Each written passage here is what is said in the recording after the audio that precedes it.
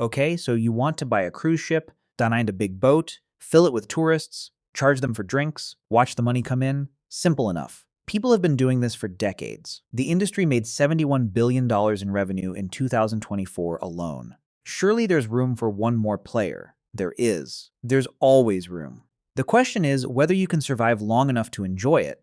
Let's start with the basics, because most people have no idea what they're looking at when they see one of these things. A modern cruise ship is not a boat, it is a city. A floating, moving, self-contained city that has to generate its own power, produce its own drinking water, treat its own sewage, feed thousands of people 3 meals a day, keep them entertained around the clock, and navigate across open ocean, all at the same time. Take the Icon of the Seas, which Royal Caribbean launched in January of 2024. It is 1,197 feet long, 20 decks tall, 18 of them for guests. It can carry up to 7,600 people. The crew alone is 2,350 people. That's more than most small towns. To put this into scale, the ship is only slightly shorter than the Empire State Building laid on its side. On board, you will find 40 different restaurants and bars, a Broadway-style theater, an ice skating rink, 6 water slides including the first suspended infinity pool ever built at sea, a full hospital, a shopping mall, a casino, internet access beamed down from satellites, and enough food to feed roughly 10,000 people 3 times a day. The total cost to build it, $2 billion. That is not a typo. $2 billion. For one ship? And here's the thing, that's just the entry price. That is simply what you pay to exist in this business at a competitive level. If you want something smaller, you can get a mid-sized ship for somewhere between $600 million and $900 million. A smaller luxury vessel designed for just a few hundred wealthy guests might still cost you $400 to $500 million. Because in this business, cheap is relative and small is still enormous. But the purchase price is almost beside the point, because buying the ship is not where most people go broke. Before your ship carries a single passenger, before you sell a single drink, before anyone boards at any port anywhere in the world, you are already spending money. A lot of it. First, there's financing. Almost no cruise line pays cash for a new ship. They take out massive loans, often structured over 12 to 15 years, with interest payments that begin the moment the loan is signed. The Icon of the Seas, at $2 billion, would generate tens of millions of dollars in annual interest alone before anyone ever stepped on board. Then there's registration. Cruise lines do not register their ships in the United States, even though most of them are headquartered in American cities like Miami. They register them in places like the Bahamas, Panama, and Bermuda. Over 200 cruise ships currently fly the Bahamian flag. Royal Caribbean, Disney, Norwegian, they all do it.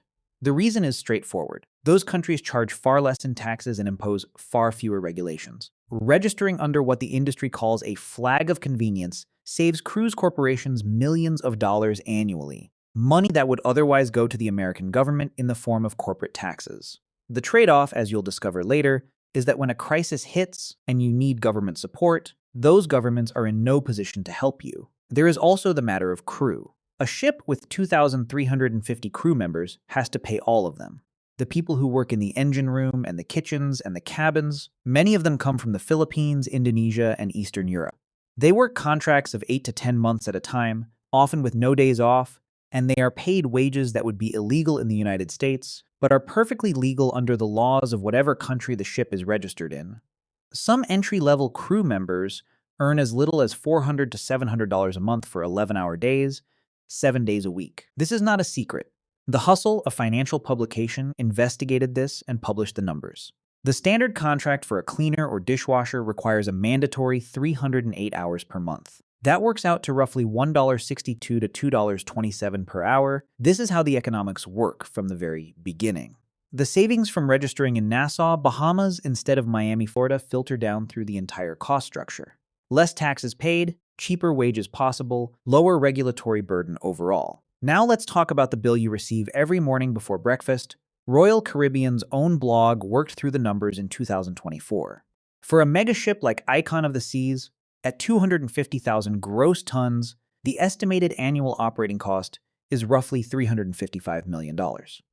Divide that by 365 days. You're looking at approximately $920,000 per day. Every day, whether the ship is full or empty, sailing or docked, $920,000 per day. Before you make a single dollar of revenue, here is where that money goes. Fuel is the biggest single expense outside of labor. A large cruise ship burns somewhere between 150 and 250 tons of fuel per day when underway. At current prices of roughly $500 to $600 per ton, that's between $75,000 and $150,000 per day, just to keep the engines running. This is why cruise ships travel at 18 to 20 knots instead of their maximum speed. Every extra knot costs significantly more fuel, and the relationship between speed and fuel consumption is not linear. Go faster, and the cost doesn't just increase. It multiplies, then there's food. Despite what you might imagine about the cost of feeding thousands of people 3 meals a day on a luxury ship, raw food costs actually come in at roughly 11% of operating expenses, around $13 to $14 per person per day. On a ship with 6,000 passengers and 2,000 crew, that's still about $112,000 a day just on ingredients. The reason it stays relatively low is bulk purchasing. Cruise lines buy enormous quantities of food directly from suppliers, cutting out every middleman in the chain. Then there are port fees. Every time your ship docks somewhere, Nassau, Cozumel, Barcelona, Santorini, you pay the port for the privilege. These fees add up quickly across a year of constant itineraries. Then there's maintenance. The maritime classification societies, international bodies that certify ships as seaworthy, require that every passenger vessel enter dry dock twice every 5 years for full technical inspections and overhauls. Each dry dock event costs a minimum of $12 million and takes the ship out of service for weeks. When Royal Caribbean sent Allure of the Seas for a $100 million upgrade in April of 2025, the ship was out of circulation entirely. $100 million and zero revenue for the duration. Then there's insurance. A $2 billion asset sailing through waters that include hurricanes, rogue waves, and other ships requires comprehensive coverage. Hull and machinery insurance. Protection and indemnity coverage for passenger liabilities. Environmental coverage in case of a fuel spill. The premiums are substantial, add it all up. A single large cruise ship, before it earns $1, costs somewhere between $800,000 and over $1 million per day just to keep existing. This is the fundamental pressure that every cruise ship operator lives under. Every single morning. Here's the thing most people get wrong about the cruise industry. They look at the cheap ticket prices. $400 for a week-long Caribbean cruise, sometimes less, and they think either the cruise line is losing money or the ticket price is a loss leader and they're making it up somehow. They're half right. The ticket is absolutely a loss leader. But most people don't fully understand what that means in practice. When you buy a ticket for $400 or $500, the cruise line is essentially paying you to come aboard. Not literally, but structurally. The ticket price, after commissions to travel agents, port fees that aren't really the cruise line's money, and basic operating cost allocation, leaves the company with very thin margins, sometimes negative margins. The ticket is the bait, you, the passenger, are the fish. The moment you step on board that ship, you enter one of the most carefully engineered commercial environments ever designed. Every element of the ship is calibrated to separate you from your money in a pleasant and entirely voluntary way. Think about it. You are on a ship in the middle of the ocean. You cannot go anywhere else. The nearest competitor is literally over the horizon. So when you're thirsty, you buy a drink from the ship. When you want internet access, you buy it from the ship. When you want a massage, you go to the ship's spa. When the ship stops at a port and you want a tour, you book it through the ship's excursion desk. When you sit down at a specialty restaurant instead of the regular dining room, you pay a cover charge to the ship. When you gamble in the casino, you gamble with the ship. This is what the industry calls onboard revenue. And it is where the real money is. Royal Caribbean's financial filings from 2024 tell the story clearly. The company carried 8.56 million passengers that year and generated $16.48 billion in total revenue.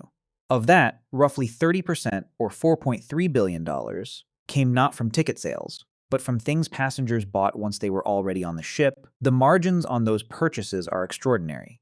An alcoholic drinks package like Carnival's all-inclusive Cheers program is priced at up to $90 per person per day. The actual cost to the cruise line of the alcohol in that package is a small fraction of that price, because they buy in bulk at wholesale rates. Gross margins on beverage sales exceed 80%. The casino operates in international waters, largely free from the gambling regulations that land-based casinos face. The spa sells treatments at prices that would be considered premium even in a 5-star resort. And because many of these purchases are made with a preloaded cruise card or a linked wristband, passengers often don't feel like they're spending money in real time. A design feature, not an accident. Royal Caribbean's own data shows that in 2025, Nearly 50% of their onboard revenue was actually secured before the ship even departed.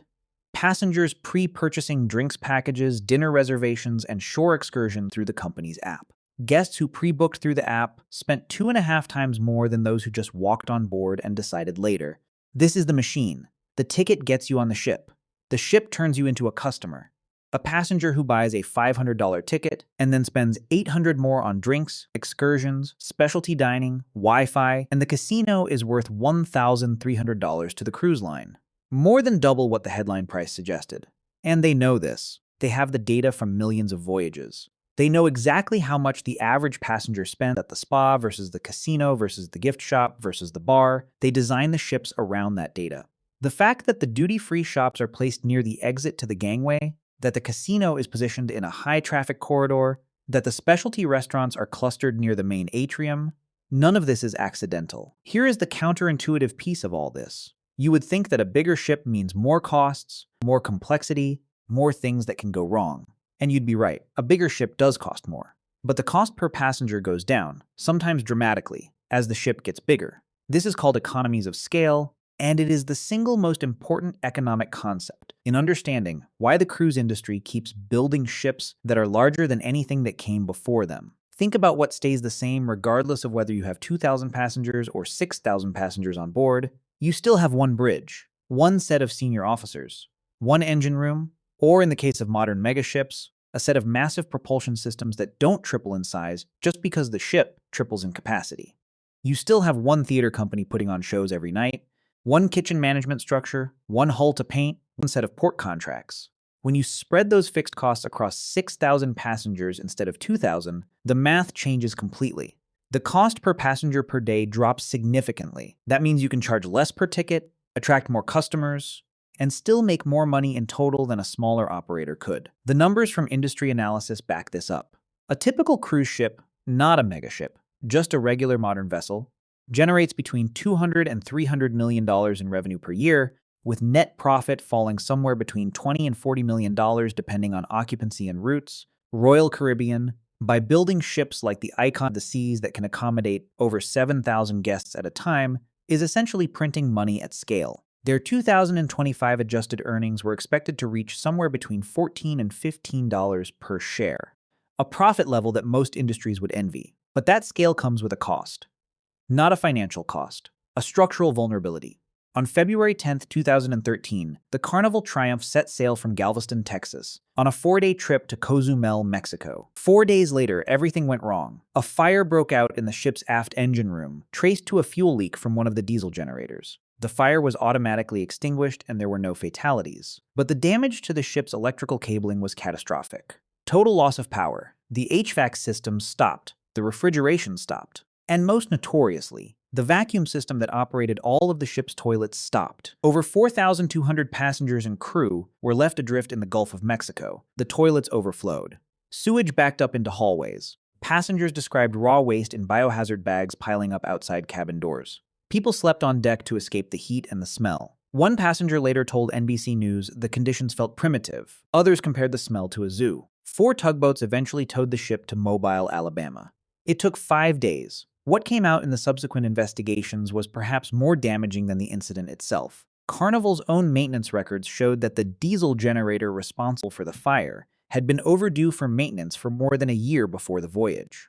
In the 2 years prior to the fire, there had been 9 separate incidents of fuel leaks from flexible fuel lines on the same ship. 2 weeks before the Triumph sailed on that final voyage, it had experienced propulsion issues that caused it to return to port 5 hours late. Carnival knew. The courts confirmed it. A federal judge ruled the cruise line liable and negligent. The financial consequences were enormous and layered. Carnival gave every passenger a full refund, $500 in cash, reimbursement of all travel expenses, and a voucher for a free future cruise. Then came the lawsuits, which were all eventually settled confidentially. Then Carnival committed over $500 million in fleet-wide fire prevention and engine room upgrades across all 24 of its ships. And then the ship itself, renamed Carnival Sunrise to distance it from the incident, was sent to Cadiz, Spain for a $200 million total rebuilding. New engines, redundant generators, redesigned sewage lines, better fire suppression, everything. $200 million. For one incident, on one ship, That started with deferred maintenance on one diesel generator. The difference between a ship running well and a ship in crisis is sometimes a fuel hose and a missed service date. That was bad, but nothing in cruise ship history compares to what happened starting in March of 2020. COVID-19 spread onto cruise ships faster and more visibly than almost anywhere else in the world. The Diamond Princess, a Carnival Corporation ship anchored off Japan in early February of 2020, became one of the most photographed symbols of the pandemic after 700 passengers tested positive and 9 died. The media labeled these ships floating petri dishes. The reputation damage was immediate and severe. By March of 2020, the United States Centers for Disease Control issued what became known as the No-Sail Order, a complete halt to cruise operations in American waters. Other countries followed.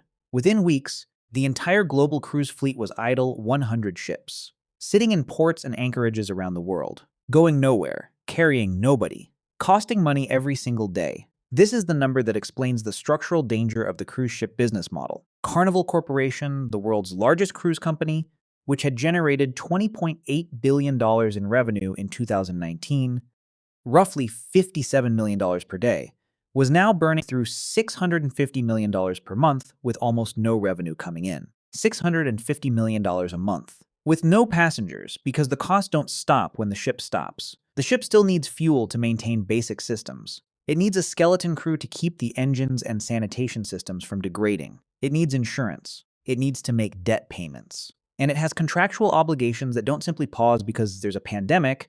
Carnival lost $10.24 billion in 2020, an average of $28 million per day in losses. To survive, the company raised $19 billion in new debt and equity between March and December of that year. Sold ships, scraped others, deferred deliveries of vessels that were already under construction.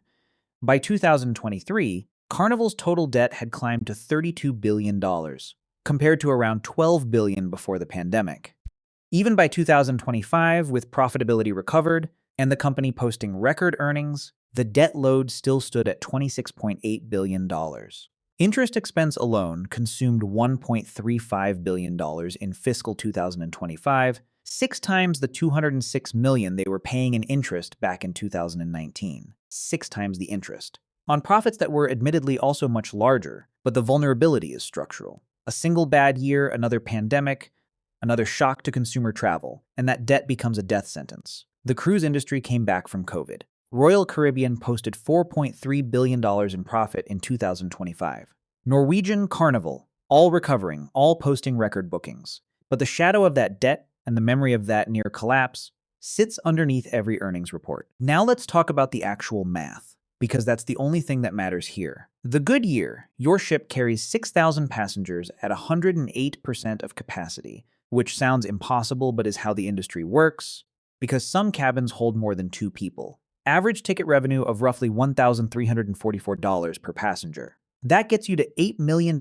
in ticket revenue per sailing. Add onboard revenue, drinks, casino, excursions, spa, Wi-Fi, at another $582 per passenger. That's another $3.5 million. Total revenue for a single 7-day sailing, roughly $11 to $12 million. Against that, operating costs of approximately $7 million for the week on a large vessel. Net profit per sailing, perhaps $4 to $5 million.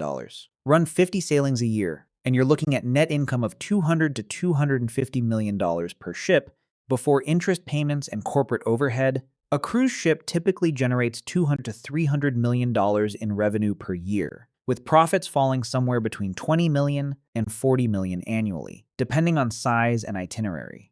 That $40 million in net profit on a $2 billion ship gives you a payback period of 50 years. At the upper end of the profit range, with a bigger and more efficient vessel, you get it down to perhaps 25 to 30 years, which is still a very long time for a depreciating asset. The bad year, occupancy drops from 108% to 70%. This happens during economic recessions, geopolitical conflicts, disease scares, bad weather seasons, all of which occur regularly in this industry. A fuel price spike adds 20% to your energy costs. A mechanical problem takes the ship out of service for 6 weeks. One of your primary itinerary markets, the Caribbean, the Mediterranean, experiences a hurricane season that forces route cancellations. Your revenue drops by 30 to 40%. Your costs stay almost exactly the same because they are fixed. Your annual profit of $40 million becomes an annual loss of $10 to $30 million. The difference between a good year and a bad year is $50 to $80 million. That is the gap. And it is the gap that determines whether this business works or doesn't work. Not the headline revenue numbers, not the record profit announcements, not the impressive new ships being launched with fanfare and fireworks in Finnish shipyards. Of the $1,926 in revenue generated from each Royal Caribbean passenger in 2024, 17.5%, or $336, ends up as profit. Sounds fine, until you understand how fast that margin evaporates the moment occupancy drops or costs rise. Here's the part nobody tells you in the vacation brochure. The companies that do well in this business are not the ones that simply built a nice ship and filled it with tourists. The ones that do well are the ones that have been doing this for decades, that have the scale to spread costs across dozens of ships and tens of millions of passengers, that have the negotiating power to buy fuel in bulk, food in bulk, and port access at rates no single ship operator could ever achieve. 3 companies, Carnival Corporation, Royal Caribbean Group, and Norwegian Cruise Line Holdings, control roughly 72% of the global cruise market. That is what an oligopoly looks like. 3 players with massive fleets, massive scale, massive negotiating power. Together, these 3 corporations held around 72.2% of the global cruise market. They also have something else: private islands. Royal Caribbean spent $250 to $450 million transforming a patch of Bahamian beach into Perfect Day at Coco Cay, a private destination that appears on itineraries as a port of call, but where every dollar spent by every passenger goes directly back to Royal Caribbean. No local restaurants, no independent tour operators, no competition. Their water park at Coco Cay charges between $74 and $189 per person per day for access. Cabana rentals go for over $1,000. The island is projected to generate over $600 million in direct revenue in 2026. Castaway Cay, Disney's private island, paid over $220 million in dividends to its parent company between 2014 and 2024, signaling high profitability from island revenue. This is vertical integration at its most elegant. The passenger pays to come on the ship. The ship goes to an island the company owns. The company captures 100% of every dollar the passenger spends on that island. No leakage, no competition, no sharing of revenue with anyone. That is the model that actually works in this industry.